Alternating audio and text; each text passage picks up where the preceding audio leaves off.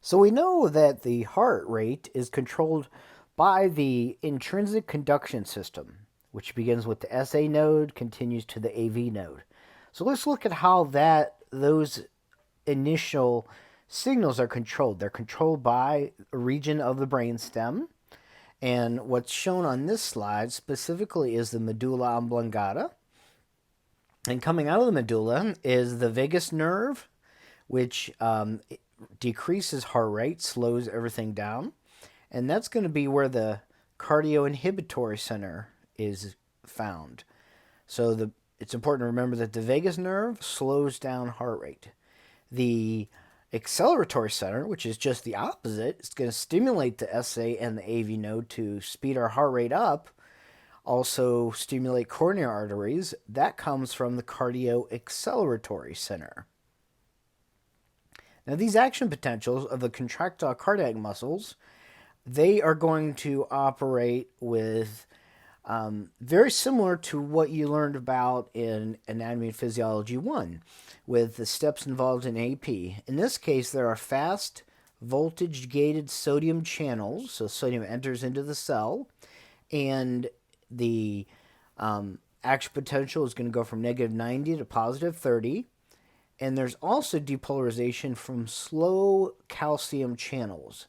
And this slow calcium channel is very important because it's responsible for what's called the plateau phase. It's a phase when there's a whole bunch of calcium that's going to cause that myocyte, that contractile muscle fiber, to contract for a little bit longer period of time.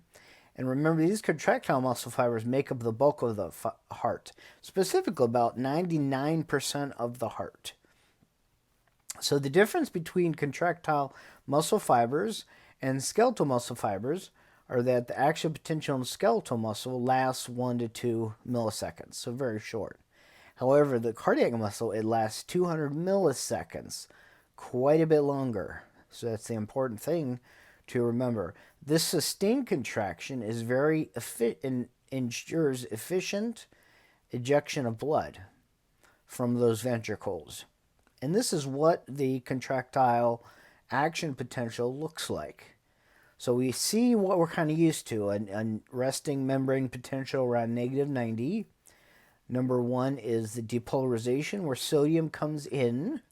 Number 2 is when there's calcium that goes in. And again, that's called the plateau phase.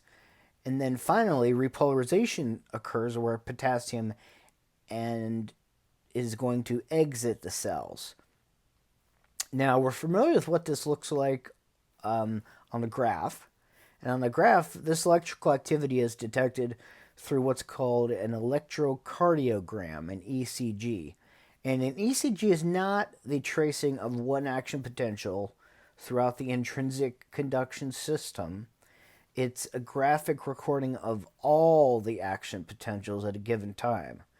And the reason that there are so many different leads is it enables physicians to be able to understand this electrical activity from different views. So the main features of electrocardiogram are the P wave, the QRS complex, and the T wave. And the P wave is depolarization of the atria. The QRS complex is really very large and is responsible for ventricular depolarization. And then finally, the T wave is ventricular repolarization. And the segments between these two, there's a whole lot that people can tell. So for example, in the ST segment, that's a very important one because the entire ventricle is depolarizing. So if there's a depression in the ST segment, a lot of times that is evident of a heart attack, a myocardial infarction. So the normal ECG looks just like this, and you should know what each phase stands for. P wave, QRS complex, ventricular depolarization, and then the T wave, ventricular repolarization. So this is a real nice slide. I'm going to zoom in a little bit so we can see it better. And it's nice because it shows where the electrical activity is. It's not the blood, it's the electrical activity. So the electrical activity is first at the P wave, the action potentials are spreading throughout the mass of the atria. We then get to the PQ interval. There's a little space here where the electrical activity is spreading to the rest of the atria, and that's why we have this AV nodal delay.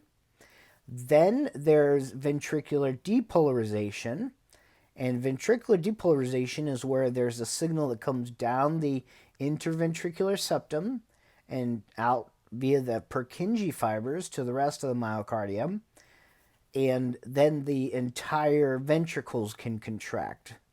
So again, this is not the blood, it's the electrical activity, which has to happen before blood can actually move from one chamber to the next chamber. So as I mentioned, there's some possible homeostatic imbalances that can happen here.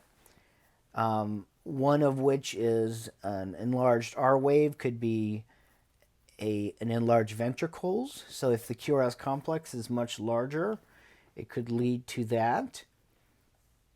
If there's a depressed ST segment, that could be indicative of lack of oxygen going to the heart, cardiac ischemia. And then finally, the QT interval reveals repolarization, which is abnormal, and can show an increase of ventricular arrhythmias. So some normal and abnormal ECGs are shown on this slide.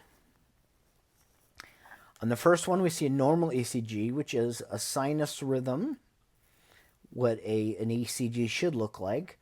This is called a junctional rhythm, where the AV paces the heart at a much slower rate per minute. And when this happens, that means that the SA node is non-functional and a pacemaker is possibly needed. In the second degree heart block, this tracing, there's usually 2 P waves for each QRS wave. So there's an electrical problem in the heart. And that's why they call it a second degree heart block. And then ventricular fibrillation is usually seen in acute heart attack. It's very severe, requires electrical shock because the ventricles, the electrical activity is very, very disorganized and just occurring randomly throughout the ventricles.